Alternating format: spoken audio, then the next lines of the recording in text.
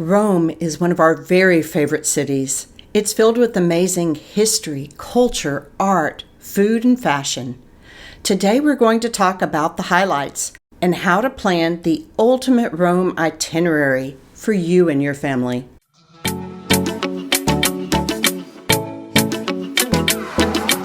Hey y'all, I'm Jeff. And I'm Becky. And together we're a cruising good time.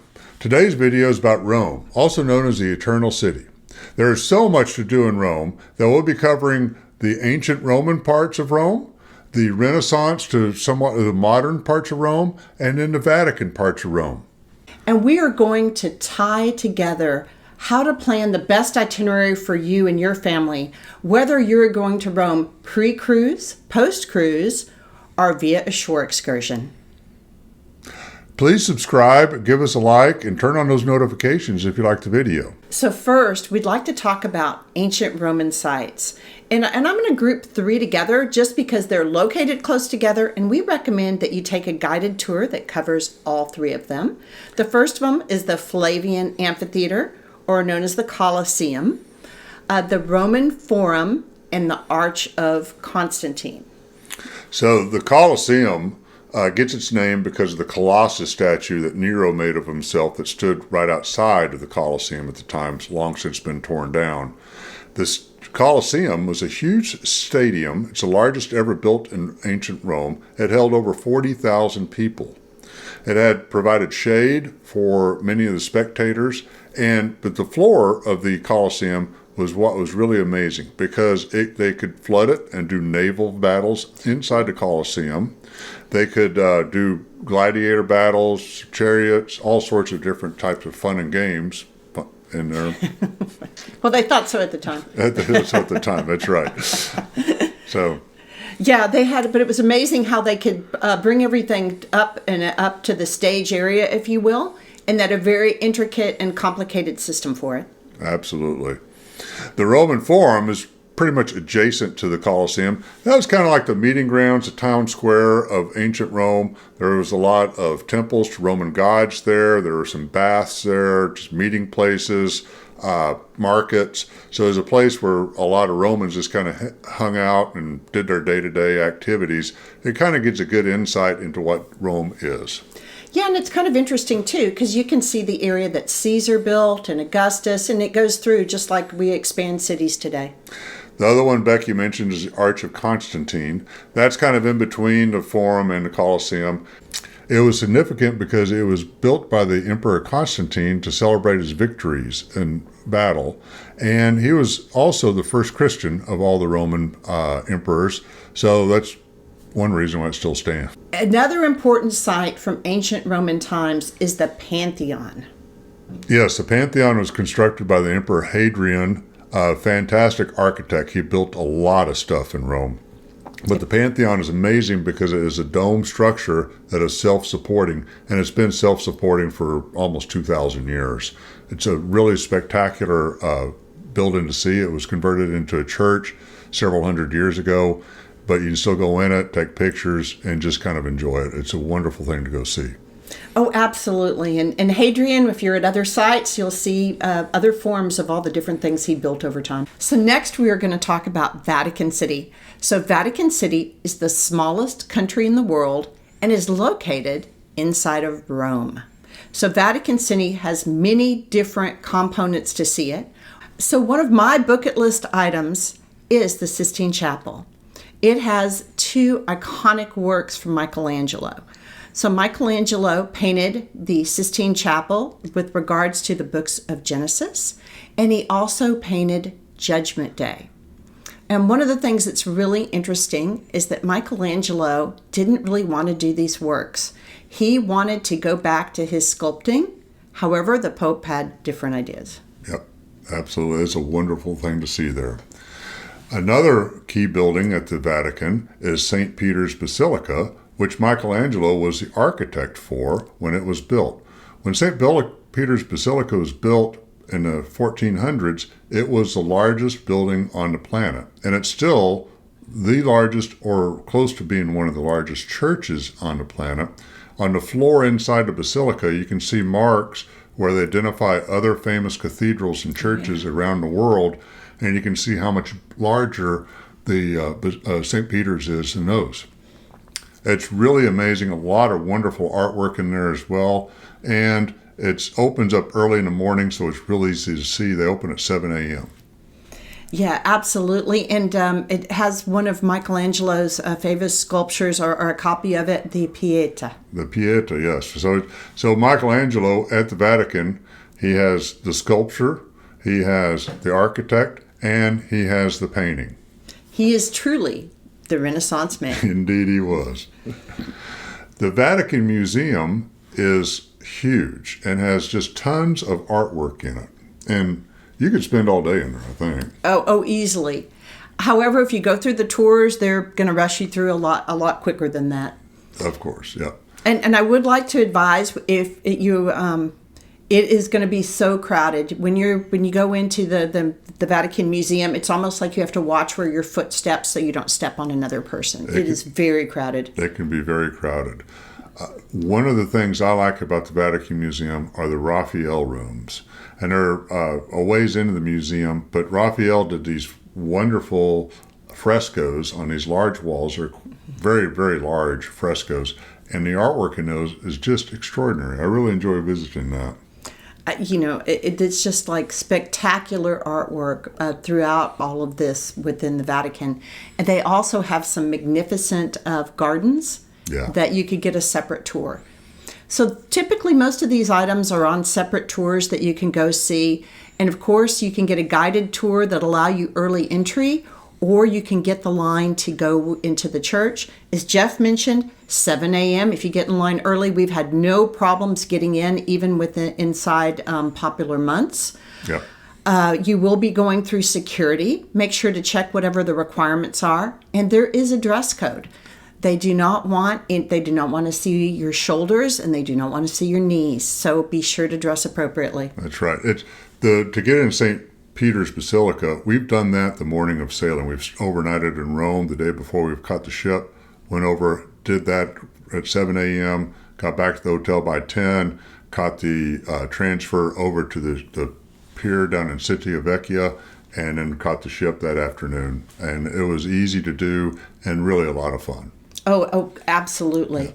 And there are also tours that offer viewings of like early morning or evening visits to the Sistine Chapel while it's less crowded. So you could consider doing one of those. Yeah, I think you get to spend more time in there with those before and after hour tours than you do just during the day. Yeah. And it's also super crowded if you go in with the main groups. So it might be nice to have a little bit elbow room when you're inside of it. Next, we're going to talk about sites that are Renaissance to now. And please forgive us for overlaps for all these our different areas. 3 that are pretty close together that are easy to get to on foot if you're reasonably mobile are the Trevi Fountain. Very famous. Fountain takes up the whole front of an office building. The Spanish Steps and Piazza Navone, which is over by the Pantheon. Those about a mile and a half apart. You can take the walk in, get some gelato while you're walking down the street, just kind of take in the whole vibe of Rome while you're doing that. It's a lot of fun. Yeah, and for Trevi Fountain, it is wonderful to see it at both nighttime and daytime. Absolutely, yeah. Lots of people like to throw a coin in, make a wish. That's right. So one of my favorite places in Rome is the Borghese Gallery, and it's located in the Borghese Gardens. It has fabulous artwork. It has masterpieces from Roman, Renaissance, and Baroque periods. It's extraordinary. I was really amazed when we saw that the first time. The sculpture in there, the artwork in there is just phenomenal. And it's also pretty close walking distance to like Spanish Steps. So you can walk that way too if you're reasonably mobile. The gallery is very busy. You want to order your tickets before you go. And it's also near one of the walls of the city, so it's great to see that old wall preserved. And that is really cool to see that old Roman wall that you can walk through that gate on. Yeah, and you can see the aqueduct up there. Mm-hmm. It's really extraordinary. So another beautiful site is a Victor Emmanuel National Monument. Mm-hmm. And you could at least drive by. It's very pretty, daytime or nighttime.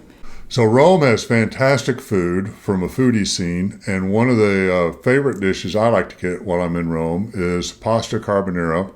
You can get it at just about every restaurant offers it, and I've never had a bad dish of pasta carbonara when I'm in Rome.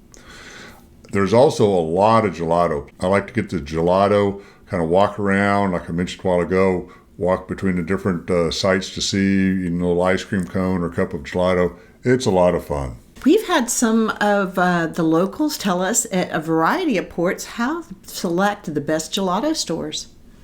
So one of the ways we've been told to do it is when you walk into the gelato store, if the gelato is all like fluffed up, like they've put a lot of whipping in it to air it up, make it look real pretty and enticing, it's not that good a gelato, because a good gelato's got to be dense. It's going to sit down in a pan.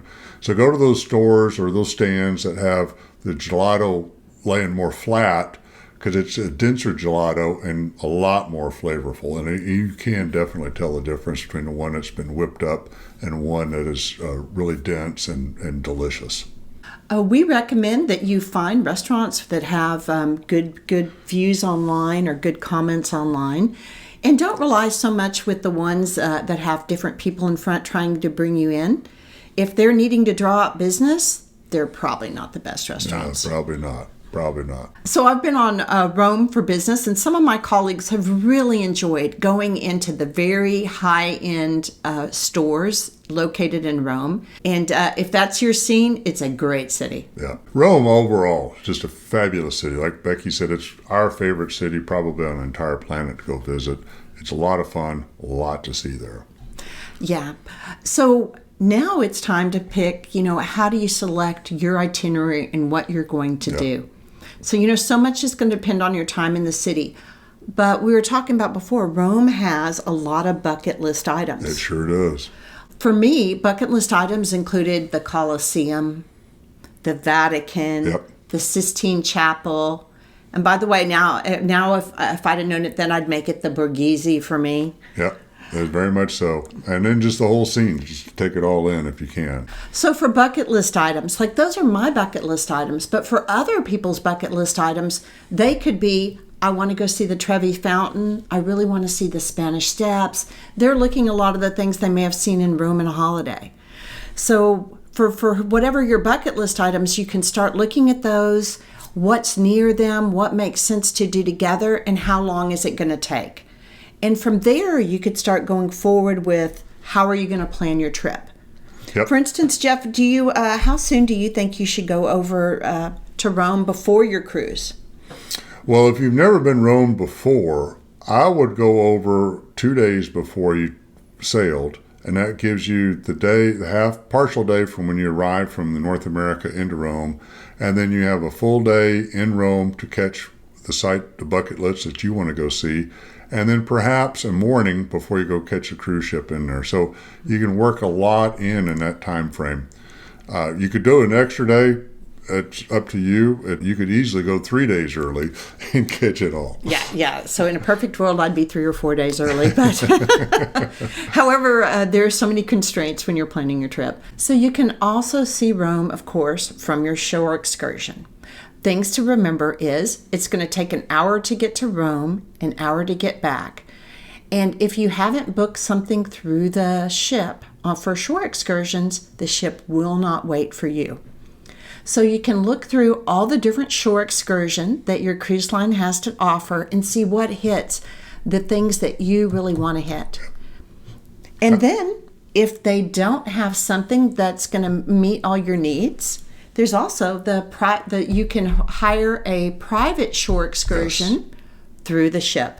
Yeah. Jeff, what do you think about the ones we've done like that in the past? We've done private tours through the cruise line where you get a driver and a guide, and you're in a van. We've done it in 3 different cities. It is a very efficient way to see the city, especially if you're traveling with another couple.